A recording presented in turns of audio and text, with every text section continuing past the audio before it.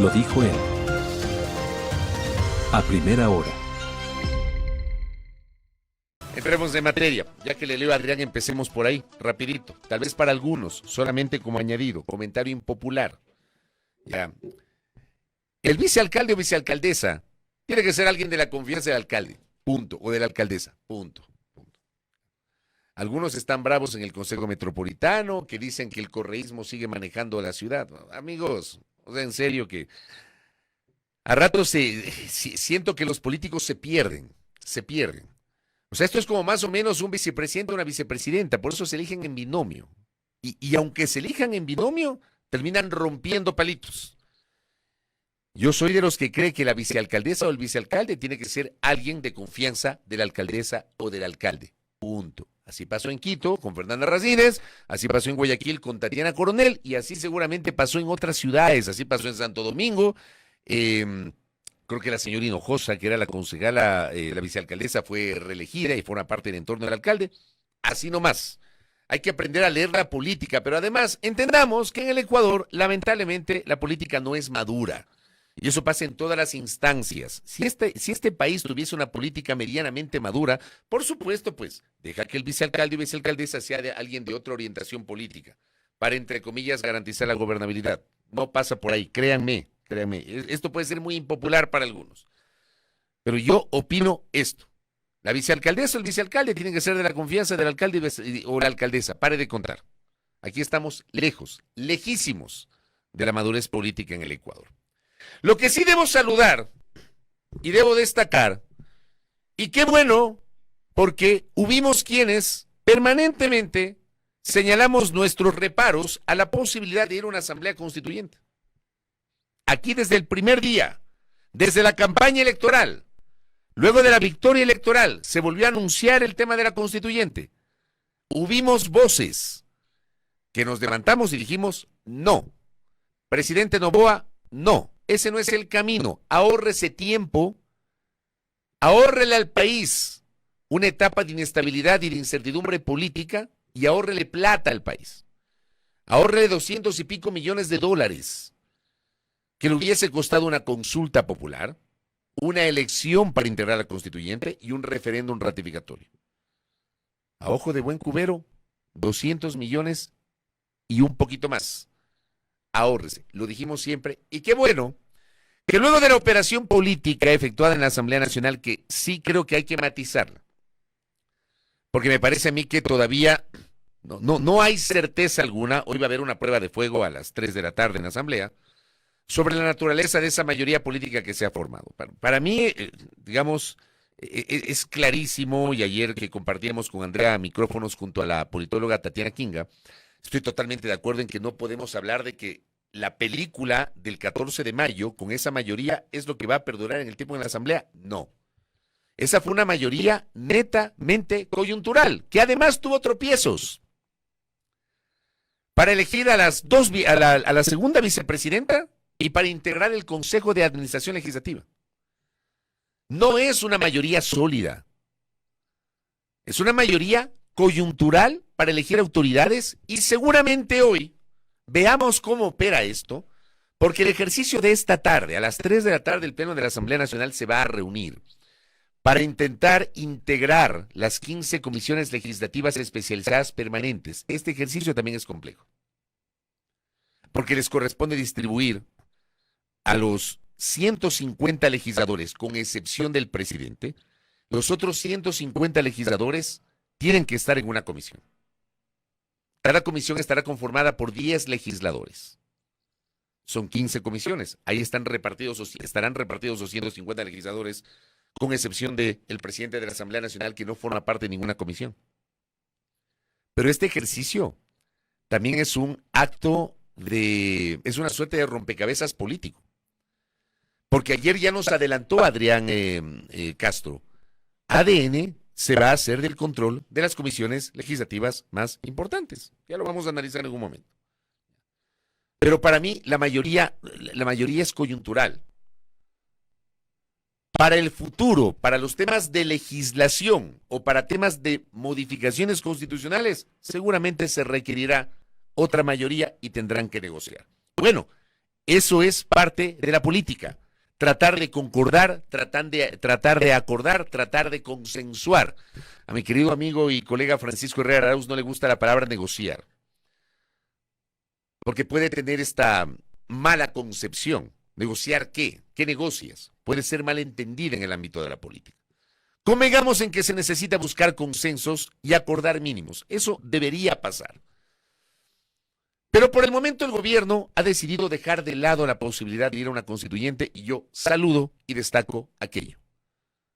Es lo que corresponde. Bien por José de la Gasca que ha hecho este anuncio, porque era lo que correspondía. Antes del ejercicio de ayer, quien les habla había manifestado que el gobierno, luego de la victoria electoral y el número de asambleístas que alcanzó 66, estaba obligado y tenía una gran oportunidad de buscar acuerdos legislativos para poder preparar un proyecto de reforma constitucional que yo creo que es necesario, sobre todo en la parte orgánica de la Constitución. No toquen la parte dogmática, pero la parte orgánica de la Constitución necesita profundas reformas. Háganlo a través de la Asamblea Nacional. Y esta es una brillante oportunidad para que pasen del dicho al hecho y abran el diálogo no solamente con los sectores políticos, sino con el resto de la sociedad sobre esa necesaria reforma constitucional. ¿Qué dijo José de la Gasca durante la jornada del día de ayer en entrevista con Milton Pérez en Teleamazonas? Póngale por favor el primer extracto del ministro. Empezar a hablar desde ya de una asamblea constituyente a mí me parece que es no dar esa fue una oferta de campaña. Sí, señor, pero obviamente todas estas cosas se conversan y siguen estando esas discusiones vigentes, pero repito, tenemos que buscar las mejores alternativas. Si podemos hacer reformas constitucionales y pasan esas reformas constitucionales, vamos a hacer las reformas constitucionales. Si alcanzan, estupendo. Si necesitamos enmienda, también. Y si esto de aquí no funciona y necesitamos hacer una constituyente, sabremos valorarlo en su momento. ¿Cómo debe operar? Y yo por eso digo, yo destaco este anuncio de la Gasca. ¿Cómo debe operar el gobierno con su sector político en la Asamblea y buscando apoyos con otros sectores políticos? Bueno, preparen un proyecto de modificaciones constitucionales. Entiendo que no lo tienen aún. Aquí hay que reformar un montón de cosas. ¿Qué pasa con el Consejo de Participación Ciudadana y Control Social? ¿Qué pasa con el Consejo de la Judicatura? ¿Qué pasa con la Corte Nacional de Justicia? ¿Qué pasa con la función electoral? ¿Nos mantenemos con 5 funciones del Estado o volvemos a la tradicional división en 3 funciones del Estado, Ejecutivo, Legislativo, Judicial? ¿Mantenemos a la Corte como Corte Nacional o le elevamos a la categoría de Corte Suprema? ¿Debatimos o no la posibilidad de fiscalización sobre los jueces de la Corte Constitucional? Abro paréntesis, no estoy de acuerdo con incorporar la capacidad legislativa de enjuiciar políticamente a los jueces de la Corte Constitucional porque se trata del más alto tribunal de justicia de este país en materia constitucional y porque, como aquí somos unos inmaduros, porque este país es un inmaduro, este país es recontra inmaduro y los políticos son inmaduros y aprovechan quien tiene poder, seguramente el fiscalizar por la vía de un juicio político a los magistrados o jueces de la Corte Constitucional abrirá el camino para empezar a ejercer presión sobre esos jueces. En un multiverso, quisiera pensar en una democracia madura, en donde se respete la independencia de poderes y se pueda respetar justamente sin presiones la capacidad de la Corte Constitucional de pronunciarse, más allá de que tenga o no la legislatura atribución de fiscalización sobre esa Corte Constitucional. Pero ese no es el Ecuador que tenemos. Ese puede ser el Ecuador que queremos. El que tenemos es otro. Entonces no toquen esa parte de la Constitución. Analicen, por ejemplo, la necesidad de volver a la postulación indefinida de legisladores y de concejales. O sea, del legislativo nacional y del legislativo local. Discutamos, por ejemplo, qué hacer con la reelección inmediata de autoridades que manejan el poder y que manejan recursos. Presidente de la República, alcaldes y prefectos. ¿Mantenemos una elección y una reelección y pare de contar? ¿O dejamos una elección, una reelección y saltando un periodo, una segunda reelección para un posible tercer mandato, como ocurre en Brasil? ¿Eliminamos la reelección inmediata para evitar que el candidato presidente o que el candidato alcalde o que el candidato prefecto aproveche la infraestructura que tiene para poder inclinar su cancha en la búsqueda de esa reelección inmediata? Bueno, debatamos eso. Debatamos eso. Debatamos si conviene o no ir a la bicameralidad. No creo yo en la bicameralidad, pero debatamos. Si se requiere una Cámara Alta, que es un Senado, y una Cámara Baja, que es un Congreso o Asamblea. Debatamos el alcance de la fiscalización y control político, que me parece a mí va a quedar anulada con este nuevo proceso, este nuevo periodo legislativo. Porque va a ser imposible, por ejemplo, enjuiciar y destituir a un ministro de Estado. Porque para hacerlo vas a necesitar, y ayer me corrigieron, yo pensaba que era 102, vas a necesitar 101 votos, que será la mayoría calificada de las 2/3 partes, para poder enjuiciar políticamente, censurar y destituir a un ministro de Estado. ¿Qué hacemos con el ejercicio de la fiscalización? Bueno, abran la posibilidad de generar un amplio debate nacional sobre estos temas. ¿Qué va a pasar con la seguridad social? Hay que defender la seguridad social, que no se les ocurra dinamitar la seguridad social. Hay que fortalecer la seguridad social, pero busquemos herramientas. ¿Qué cambios constitucionales se pueden incorporar allí? ¿Qué cambios constitucionales se pueden incorporar para mejorar o para potenciar el sistema de salud, la educación pública que tiene que existir? ¿Qué hacemos con el sistema económico para que más allá de la ideología del gobierno, la Constitución no se convierta en una camisa de fuerza para el gobierno que venga, para el gobierno de turno? O el gobierno que venga diga, ¿saben qué? La Constitución en el ámbito económico no me da chance, necesito reformarla. Y luego viene otro gobierno con otra visión ideológica, la Constitución no me da chance, también necesito reformarla. Analicemos si se requieren 444 artículos de la Constitución o es demasiado. O hacemos una Constitución de 200 artículos, no lo sé. Pero abramos el camino para discutir este tema. Desde la legislatura es lo correcto. José de la Gasca también ayer ha dicho, bueno, busquemos sinergias con la Asamblea. Escuchemos el otro extracto de José de la Gasca. La Asamblea anterior, dirigida por la RC, le quedó en deuda al país con muchos proyectos de leyes importantes, con reformas constitucionales. Usted ha manejado un par de esas. Y creo que eso debe de avanzar. El país está esperando que ese trabajo legislativo llegue. Yo creo que esas grandes agendas tienen que estar. Pero también hay las que quedaron pendientes de ingresarse y hay aquellas que fueron negadas y rechazadas en su momento. Entonces, yo sí creo que hay en este momento, va a haber y debe existir una buena sinergia, un buen trabajo entre el Ejecutivo y el Legislativo, como siempre debe ser, a pesar de que existan diferencias, para lograr los mejores días para los ecuatorianos. Eso es lo que estamos buscando y de eso se trata una asamblea distinta. Bueno, tomemos la palabra a José de la Gasca, que acá Cristian Favara me dice, Fabricio en el país de la maravilla. Ojo, no es el país de las maravillas, Cristian. Por eso este país se caracteriza por la inmadurez de la clase política. No es que tengo grandes expectativas, pero lo que estoy completamente de acuerdo es que no haya constituyente. No haya constituyente. Pero sí que, por Dios, entendamos como sociedad, yo creo que pongámonos de acuerdo todos. La Constitución como está, no cabe, hay que reformarla. Hay que cambiar la Constitución en la parte orgánica. Hay algunos elementos que hay que revisar. En la parte dogmática, en la parte de derechos, yo digo, no toquen eso. Aunque algunos, sobre todo en Guayaquil, ¿no? Algunos opinadores, algunos analistas dicen que esa Constitución es la que promueve a los delincuentes, que les acolita a los delincuentes, que no sé qué. Mentira. Que alguien me muestre, como diría Lolo Miño en algún post, que alguien muestre el artículo de la Constitución de la República donde se garantiza que los delincuentes están por encima del resto de ciudadanos. Eso no hay, son interpretaciones. Hay gente que ni siquiera ha abierto la Constitución, pero que opina muy suelta de huesos. Pero quiero creer que, si no va a haber constituyente, pero si convenimos en que efectivamente debe haber una reforma constitucional, ok, elaboren un proyecto, pero no lo hagan a espaldas del pueblo ecuatoriano, no lo hagan entre cuatro paredes, no lo hagan entre gallos de medianoche, y transparenten los acuerdos legislativos, porque van a tener que hacer acuerdos legislativos, porque no les alcanza con 66. Necesitan asegurar 77 votos.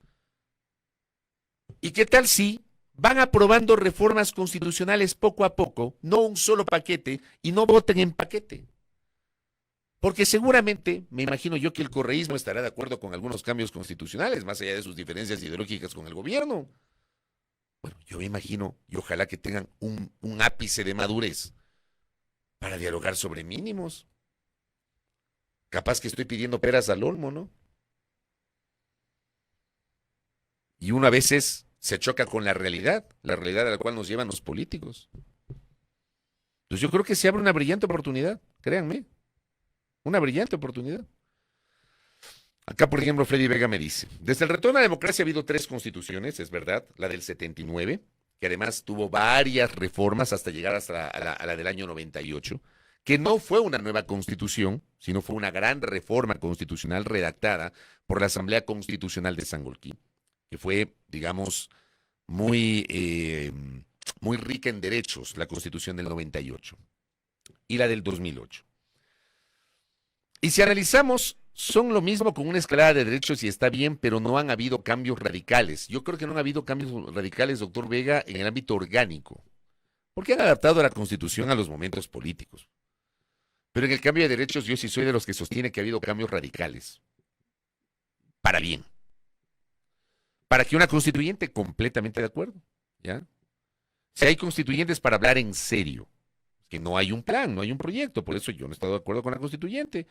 Para hablar en serio sobre el tipo de Estado que queremos. Cambiar, por ejemplo, de presidencialismo a parlamentarismo, ¿no? Yo creo que tiene que mantenerse el régimen presidencial. Pero garantizar una verdadera separación de poderes. Bueno, más allá, yo creo que aquí en este país la Constitución puede decir lo que sea, pero ya también depende de la actitud de la clase política. Usted va a la constituyente para hacer cambios radicales. Y hay que reconocer que la del 2008, si comparamos con la del 79 y con la del 98, sí generó un cambio radical. Otra cosa es que discutamos algunos elementos ideológicos que se incorporaron en esa constitución. Es otra cosa. Pero ahí sí hubo cambios radicales, podemos o no estar de acuerdo justamente con aquello. Acá, ¿qué me dicen? ¿Cómo le va a mi doctor Pablo Coloma? A propósito de las reformas a la Constitución, es momento de salir del famoso enfoque de ciclo de vida y dotarle de exclusividad y especialidad al sistema descentralizado de protección de la niñez y adolescencia del artículo 341. Necesario ahora con más razones por la necesidad de políticas públicas para prevenir el reclutamiento con fines delictivos y garantizar otros derechos de los niñas y adolescentes. Completamente de acuerdo, pero ¿saben qué? En el último día de trabajo de la anterior asamblea nos dieron una bofetada, ¿ya? Una bofetada a los ecuatorianos. 7 años tirados al trasto de la basura. Al tacho de la basura. Con el proyecto de protección a la niñez y adolescencia, que no tuvo votos en la Asamblea Nacional. 7 años de construcción tirados a la basura. 4 años de expectativa para la votación tirados a la basura. Por eso es importante lo que escribe Pablo. Acá Nahuel, envío un abrazo a Nahuel. Nahuel es nada optimista, no digo poco, nada optimista. Dice, estamos más cerca de una muerte cruzada de lo que se cree. Ojalá la lengua se le haga chicharrón, vea, Nahuel. En serio, este país no da más. Este país no da más en cuanto a la inestabilidad política. Porque la inestabilidad política provoca inestabilidad económica y por ende la inestabilidad social. No da para más. Ojalá que se entienda que el país necesita tener acuerdos mínimos. No quiero pensar que esa es una posibilidad como plantea Nahuel. Por supuesto que existe. Pero creo que, acabamos de salir de una muerte cruzada, de unas elecciones complicadas. Tuvimos un periodo de transición tanto legislativo cuanto ejecutivo. Pues ahora se viene de verdad el periodo de 4 años de Noboa. Ojalá que esto no ocurra, lo que plantea Nahuel. Quiero tener algo de esperanza. Sobre todo porque este país no aguanta más inestabilidad. Acá Artur me dice, más allá de lo que diga el texto, pongan lo que quieran, pero cumplan. Exacto. Por eso yo digo que en este país es facilito aprobar leyes, aprobar reformas constitucionales, pero de cumplir naranjas. Si dice que hay que encargar al vicepresidente, encarguen, no interpreten, encarguen. Bueno, ya saben mi posición sobre lo que pasó en la campaña electoral. Yo soy absolutamente crítico de lo que pasó en la campaña electoral y yo lo he advertido acá. Hubo cancha inclinada, el presidente no se sometió a la licencia, utilizaron el aparataje del Estado. Todo eso a mí me escucharon decir en este espacio durante todos los primeros meses de este año. Y lo menos que uno puede hacer es ser coherente con lo que se dijo antes y se dijo ahora. Y si uno cambia de parecer, que también es legítimo, explicar por qué se cambia de parecer. Yo, por ejemplo, yo tenía un parecer de que creía que se debía mantener y fortalecer el Consejo de Participación Ciudadana y Control Social. Yo soy de los que cree hoy que ya no ha justificado ese organismo y que debe desaparecer. Ese organismo debe desaparecer, desde mi punto de vista. Mientras se resuelva eso, y ahora que tiene un nuevo aire Andrés Fantoni, y que ya hay una vicepresidenta en el Consejo, que es la señora Yasmín Enríquez, bueno, salgan por sus fueros, y en los 2 años que le queda al Consejo, si es que no desaparece, hagan los procesos que corresponden. Yo creo que hay esa expectativa respecto de lo que pueda hacer Andrés Fantoni. Carlitos de Tomaso, ¿cómo le va? A los tiempos que me escribe mi doctor. Buenos días. A la luz de la jurisprudencia, dice Carlos de Tomaso, de la jurisprudencia de la Corte, vía reforma no se podrá hacer nada de fondo de lo que se ha propuesto, dice. Porque implica de una u otra manera de regresión de derechos. Pero, por ejemplo, no creo... A ver, si debatimos la postulación indefinida de asambleístas, yo creo que sí se puede hacer por la vía de una reforma parcial. Se puede hacer por la vía de una reforma parcial discutir si permanece o no el Consejo de Participación Ciudadana y Control Social, o si le retiran la atribución nominadora y la regresan a la Asamblea Nacional con una serie de, digamos, requisitos. No sé si, por ejemplo, y le pregunto a Carlos públicamente, si a través de una reforma parcial se podría volver a la división clásica de poderes entre ejecutivo, legislativo y judicial. Hay una alarma ahí a las 7 que siempre suena. Dice Carlos, ahí no se puede mover nada de educación, salud, seguridad social, migración, garantías jurisdiccionales, sectores estratégicos, consulta previa ambiental, requisitos ambientales. Eso, por ejemplo, son temas de fondo. Y aquí sí hay que generar alguna discusión sobre esto, ¿no? Pero es interesante lo que dice Carlos. Nahuel dice que le tiene jurada esa alarma, vea, hay que desactivar esa alarma que tenemos siempre a las 7. Ya vamos con Alfredo Serrano, que también ya está conectado. Aquí la Tami dice, hablas de política inmadura, pero es la ciudadanía la que elige esa política. Creo que va siendo hora de que la sociedad ecuatoriana, de decir que la sociedad ecuatoriana es inmadura y que hay que hacer mucho desde la ciudadanía para madurar. Así la representación de políticas y políticos dejarán de serlo. Yo discrepo parcialmente o coincido parcialmente con Tamara. Yo no estoy de acuerdo con echarle la culpa a la gente. La gente es corresponsable porque la gente termina votando. Pero la gente no tiene la culpa de la falta de educación política. Los políticos son los primeros responsables. Quienes son hacedores de las políticas públicas, los que manejan la cosa pública, los que nos gobiernan, ¿ya? Los que lideran las organizaciones políticas. Ese, por ejemplo, es otro tema que se podría abordar en una reforma constitucional. Reformemos el sistema de partidos políticos para que no tengamos 17 organizaciones nacionales, algunas de las cuales han sido organizaciones políticas de alquiler, cuya ideología uno no sabe qué es. ¿Ya? Porque son los partidos, es la clase política la que tiene que comenzar ese ejercicio de ciudadanizar su actividad, de que la gente se empodere de los temas políticos. ¿Para qué? Para que luego el ciudadano, que es corresponsable de elegir su destino, escoja bien, vote bien. Por eso digo, coincido parcialmente con la Tami en el rol de la sociedad, pero discrepo en el sentido de que la sociedad, de que el oyente, el televidente, el lector, aquellos que nos siguen, que también están ahí, que son los que votan, sean directamente responsables. Iván Morales dice, suscribo todo respecto de la constituyente, no estoy de acuerdo con reformas serias en la asamblea, se puede evitar ese trauma. Dice, y no te olvides la pastilla. ¿Cuál pastilla? ¿Qué me dice Moniquita Vaca Orellana? ¿Quiénes se opusieron al Copina? ADN y otros sectores políticos. ¿Quiénes impulsaron? Los señores del correísmo. ¿Saben por qué se opusieron? Porque le metieron a la gente la idea de que supuestamente el Copina era un Copina ideológico y que la ideología de género, que no sé qué. Gente que ni siquiera ha leído el Copina. Ni siquiera ha leído. Le meten cuento a la gente. ¿Cuántas de ellas ha vetado el presidente? 17 vetos totales, que también lo comenté en su momento. Eso también hay que cuestionar. Cómo el presidente vetó 17 leyes.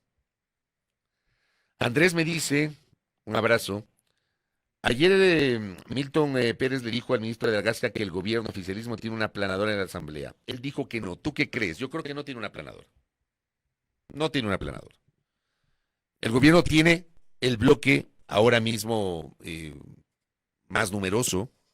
Tiene 66 propios, pero digamos ahí tiene sus aliados, tiene el bloque más numeroso. Pero no tiene ni siquiera 77 seguros. El gobierno tiene, seguro, debe tener 69. Seguro. Pero segurísimos. Los otros, digamos, están ahí. Habrá que ver cuál va a ser el papel de Pachacuti. Ayer Alex Toapante en una entrevista que fue bastante corta porque se quedó sin batería el asambleísta y ojalá que lo podamos tener en los próximos días para profundizar un poquito la entrevista. Alex Toapanta, por ejemplo, decía que ellos no han roto, que siguen los 9, pero resulta que el 14 de mayo 6 votaron con el gobierno, 3 se abstuvieron y hubo críticas por parte del propio movimiento Pachacuti y de la CONAIE. Entonces, no es tanto así. Veamos qué pasa, ¿no? Voy a cerrar el comentario porque ya lo tengo Alfredo Serrano Valladares para conversar con él sobre qué pasa con el Partido Social Cristiano y les voy a quedar debiendo un par de cosas, ¿ya? Yo por aquí tenía, el tiempo es el peor enemigo muchas veces del comentario cuando uno echa jarabe de lengua, ¿no? Hoy algunos se están quejando de la compra de asambleístas, que no sé qué. Amigos y amigas, miren los espejos del pasado. Revisen lo que ocurrió en el pasado. Antes estuvo mal, hoy también está mal. Pero no vengas a decir que antes estuvo bien y hoy está mal. No me vengas a decir que antes está mal y hoy está bien. En 2009 y 2011, saliéndome de 2013, en 2009 y 2011, hubo que solicitar el apoyo de legisladores de otras vertientes. Y en 2011 algunos dejaron votado su partido para aliarse con el gobierno de turno. Así que el día lunes lo vamos a revisar si es que no pasa nada el fin de semana, si es que no se altera aquello. Y también me queda pendiente comentar un poquito la declaración de Marcela Guiñaga, que digo ahora está siendo estigmatizada por los más radicales de Revolución Ciudadana.